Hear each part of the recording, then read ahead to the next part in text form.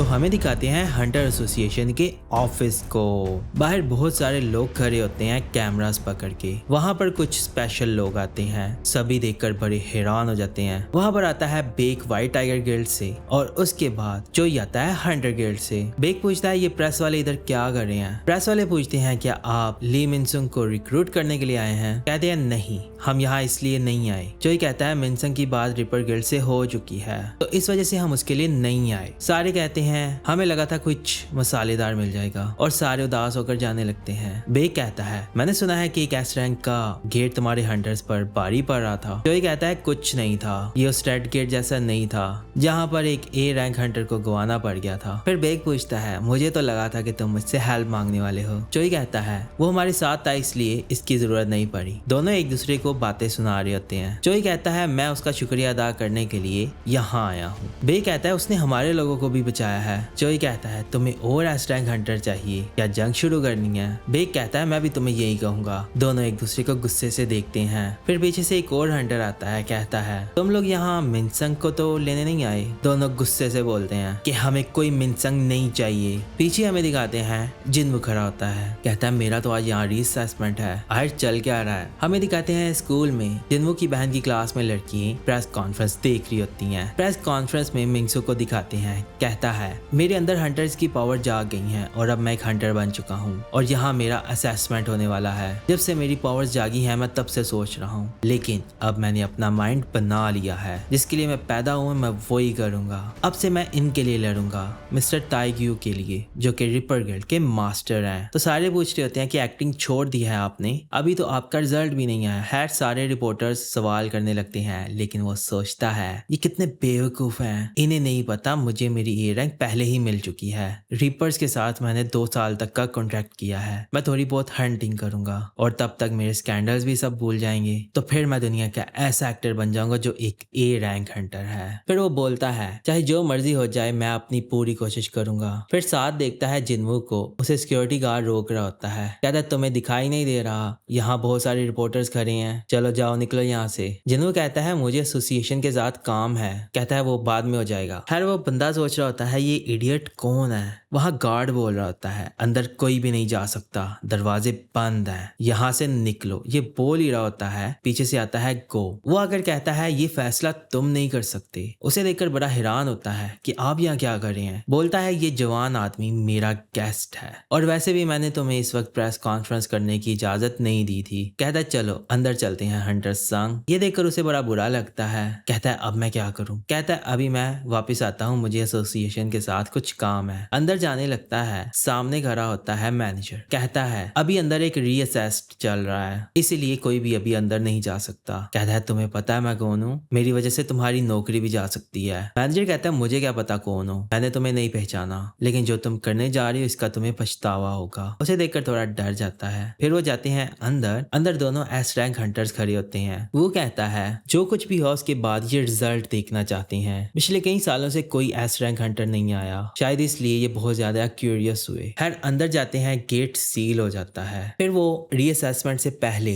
उसकी Hunter abilities के बारे में पूछते हैं, किस तरह की पावर्स हैं आपकी। हंटर सॉन्ग कहता है मैं ये प्रोड्यूस कर सकता हूँ। वो शैडोज निकालता है। वो बंदा देखता है, कहता है ये शायद समनिंग मैजिक है, तो आप समनिंग मैजिक यूज करते हो। कहता है हाँ, मेरे ख्याल से तुम ठीक कह रही हो। वो कहता है हंटर सॉन्ग मैनेजर वो ने मुझे तुम्हारे बारे में बताया है, मुझे उम्मीद है कि तुम हमसे कुछ नहीं छुपाओगे। सोचता है लगता है मेरे पास अब और कोई ऑप्शन नहीं है, अब सब कुछ रिवील हो गया है। फिर वो बहुत सारी शैडोज निकालने लगता है। बाहर खड़ी बेक और चोई बड़े शॉक हो जाते हैं। जिन्हों कहता है मैं 100 से भी ज्यादा सोल्जर्स को प्रोड्यूस कर सकता हूँ। वो भी देखकर बड़ा शॉक होता है, कहते हैं 100 से भी ज्यादा, यकीन नहीं आ रहा। उसने बहुत सारे सोल्जर्स प्रोड्यूस किए होते हैं वहां पे। जोई कहता है इसकी मैजिक पावर बहुत ज्यादा है। बेक भी सोच रहा होता है इसने तो मुझे हैरान कर दिया। वो उसकी पावर फील कर रहे होते हैं। कहता है क्या यही हंटर संग की पावर है, हालांकि उसने अभी अपनी पूरी ताकत रिवील नहीं की होती। हर फिर रीअसेसमेंट पूरा हो जाता है और उसे एस रैंक हंटर का लाइसेंस दे देते हैं। वो लेकर बड़ा खुश होता है, कहता है बहुत अच्छी, अब मैं स्फीयर ऑफ एवरेस्ट को बेच सकता हूँ बिना किसी प्रॉब्लम की। जो डीमन कैसल को कॉन्कर करने के लिए सामान मुझे चाहिए वो अब मैं हासिल कर सकता हूँ। वो कहता है कंग्रेचुलेशन, तुम ऑफिशियली एस रैंक हंटर बन चुके हो। मैं देखना चाहता हूँ कि तुम अपनी पावर्स को किस तरह से इस्तेमाल करते हो। वो कार्ड लेकर बाहर जा रहा होता है। रास्ते में उसे दोनों एस रैंक हंटर मिलते हैं। जोई कहता है मुबारक हो, तुम एस रैंक हंटर बन गए। वैसे तुमने जो मेरी हेल्प की मैं तुम्हें थैंक्स करना चाहता हूँ। बेग भी कहता है मैं तुमसे एक बात करना चाहता हूँ अगर तुम्हारे पास टाइम है तो, लेकिन वो उन्हें इग्नोर कर देता है, कहता है माफ करना अभी मुझे जाना है। आगे निकल जाता है। कहते हैं एक मिनट रुको तो सही। इतने में वो दरवाजा खोलता है। सामने बहुत सारे कैमरामैन होते हैं, उसकी तस्वीरें बनाने लगते हैं। जिन्वो की क्लास में उसकी फ्रेंड देखकर बड़ी शॉक होती है। उसकी बहन को बोलती है ये देखो जरा तुम्हारा भाई टीवी पर है। वो देखती है, वो टीवी पर होता है और नीचे लिखा होता है कि ये इस कंट्री का 10th एस रैंक हंटर है। दूसरी तरफ माइनिंग वाले भी देख रहे होते हैं। वो भी बड़े हैरान होते हैं। हर जगह न्यूज आ रही होती है कि इस कंट्री के अंदर 10वां एस रैंक हंटर आ गया है। सारे बड़े शॉक होते हैं। उसकी पुरानी फ्रेंड भी वो सब देख रही होती है। वो भी उसे देखकर बड़ी खुश होती है और बाकी भी उसके पुराने दोस्त वो न्यूज देख रहे होते हैं और चा भी उसकी न्यूज देख रहा होता है। तो न्यूज वाले बता रहे होते हैं आखिरी बार हंटर चा एस रैंक हंटर बनी थी और उसके 2 साल बाद अब हमें एक नया एस रैंक हंटर मिला है। जिन्हों बड़ा शॉक होता है। दूसरी तरफ ए रैंक हंटर होता है, वो भी बड़ा शॉक हो रहा था देखकर, क्योंकि उसे सारे छोड़कर जिन्हू की तरफ चले जाते हैं। फिर हमें दिखाते हैं जिन्हू को। वो अपने फादर के साथ होता है। कहता है मिस्टर संग ने मेरे ऑफर को एक्सेप्ट नहीं किया। कहता है ठीक है। फिर उससे जिन्हू की बात याद आती है। जिन्हू कह रहा होता है कुछ ऐसा है जो मुझे चाहिए और वो मुझे हर कीमत पर पूरा करना है और इसीलिए मुझे लड़ना है और मुझे स्ट्रांग बनना है, बहुत स्ट्रांग, और अगर मैं किसी ऑर्गेनाइजेशन में शामिल हो गया तो मैं ये नहीं कर पाऊंगा। कहता है जिन्हू मैं चाहता हूँ। फिर हमें प्रेजेंट डे पर ले आते हैं। जिन्हू अपने फादर से कहता है कि उसने मुझे कहा कि मैं उसे ज्वाइन करूं। उसका फादर सुनकर बड़ा हैरान होता है। कहता है वो बंदा बड़ा सेल्फिश है, तुम्हें पता है ना। मैं तो चाहता था कि मेरा बड़ा बेटा जिंग संग ही इस ऑपरेशन को संभाले और तुम मेरे पास आए कि मैं तुम्हें ये जिम्मेदारी दे दूं और अब तुम इससे बचकर भाग रहे हो। ये झूठ है ना। फिर उसे जिन्हू की याद आती है, उसके साथ बताया हुआ टाइम, और उसके बारे में सोच रहा होता है और फिर वो कहता है सॉरी डैड, मैंने फैसला कर लिया है, मैं मिस्टर संग के साथ जाऊंगा। साथ में वो बहुत डर भी रहा होता है। उसका फिर फादर बोलता है ठीक है, तुम्हें इसके कॉन्सिक्वेंसेस के लिए भी अब तैयार रहना होगा। फिर दूसरे सीन में हमें दिखाते हैं प्रेस वालों को हंटर एसोसिएशन के लोग पीछे कर रहे होते हैं। पीछे दोनों एस रैंक हंटर भी आ जाते हैं। बेग कहता है इन्हें इग्नोर करो, मैं तुम्हें घर तक छोड़ कर आता हूँ। कहता है कोई बात नहीं। जिन्हू वहां से गायब हो जाता है और वो दूसरी तरफ पहुंच जाता है। फिर वहां से जाने लगता है। जो ही कहता है इसकी फिजिकल एबिलिटी तो बहुत कमाल की है और ये एक मेज टाइप हंटर है। वो बड़ा शॉक होता है। कहता है हाँ ये तो बहुत फास्ट है, मैंने आज तक ये सब नहीं देखा। सोचता है ये तो पहले से ज्यादा स्ट्रांग हो गया है, ऐसा कैसे पॉसिबल है। जिन्हों कहता है अब कुछ केयर्स लेने चाहिए। फिर वो जाता है हंटर ऑक्शन में। वो उसे वेलकम करते हैं। उसे वो सारे आर्टिफैक्ट्स दिखा रहा होता है। पूछता है आपको कैसा चाहिए। जिन्हों कहता है मुझे कोई ऐसी चीज चाहिए जो मुझे गर्मी से बचा सके। फिर वो उसे एक सूट दिखाता है। कहता है आपके लिए ये ठीक रहेगी, इस केप को आप ऊपर पहन सकते हैं और साथ में एक अंगूठी भी है। कहता है परफेक्ट। फिर उसे प्राइस दिखाता है। प्राइस देखकर बड़ा शॉक हो जाता है। कहता है क्या कोई डिस्काउंट मिलेगा। कहता है नहीं, यहाँ फिक्स प्राइस है, लेकिन अगर आप इस ग्लास को तोड़ते हैं तो इसमें रखा हुआ सामान आपको फ्री मिलेगा। इसे तोड़ना आसान नहीं है क्योंकि इसे जादू की मदद से बहुत मजबूत किया गया है। वो अपनी बात बोल रहा होता है। जिन्हू सोचता है सच में मुझे मैजिक महसूस तो हो रहा है लेकिन इतना ज्यादा तो नहीं है। खैर वो उसको तोड़ने लग पड़ता है। तोड़ने ही लगता है तो वो सेल्समैन कहता है ऐसा मत करे, मैं तो मजाक कर रहा था, आप इसको मत तोड़िएगा प्लीज, अगर आप ऐसा करेंगे तो सिक्योरिटी को पता चल जाएगा, ऐसा मत करें। कहता है नहीं सॉरी माफ कीजिएगा। वो सेलमैन कहता है नहीं, माफी तो मुझे मांगनी चाहिए। जिन्हू कहता है मुझे कुछ और भी सामान चाहिए जैसे डैगर। पीछे एक बंदा कहता है आप मेरे पीछे आए, मैं आपको वेपन दिखाता हूँ। वो उसके साथ चला जाता है। फिर वो सेलमैन देखता है उस ग्लास के ऊपर एक क्रैक आया होता है। सोचता है उसने तो इसे हाथ भी नहीं लगाया था। उसे एक डैगर दिखाता है, पूछता है कितने का। फिर वो उसे प्राइस देता है जो बहुत ज्यादा होती है। सोचता है इसके लिए इतने ज्यादा पैसे, ये तो कसाका के जहरीले दांत जितना ही मजबूत है। फिर कहता है जरा रुके। फिर वो अपनी इन्वेंट्री में से एक डैगर निकालता है, पूछता है ये कितने का लेंगी। बड़ा हैरान होता है, कहता है ये तो बहुत कमाल का है, बहुत अच्छे क्राफ्ट्समैन ने बनाया है इसे। सोचता है ये तो सेल वाले आइटम्स में था। वो शॉपकीपर कहता है ये 100 मिलियन से ज्यादा का ही होगा। ये सुनकर बड़ा शॉक होता है, सोचता है मैंने तो 2.8 मिलियन गोल्ड ही दिए थे इसके लिए। सोचता है अगर स्टोर की आइटम इतनी महंगी बिकती है तो मुझे स्पेयर ऑफ एवरेस्ट को बेचने की जरूरत नहीं है। फिर वो कहता है क्या मैं बाथरूम यूज कर सकता हूँ। फिर हमें अगले सीन में ले चलते हैं, बेग को दिखाते हैं। सोचता है कि मुझे पता था वो स्ट्रांग है, लेकिन आज तो मेरी सोच से भी ज्यादा था।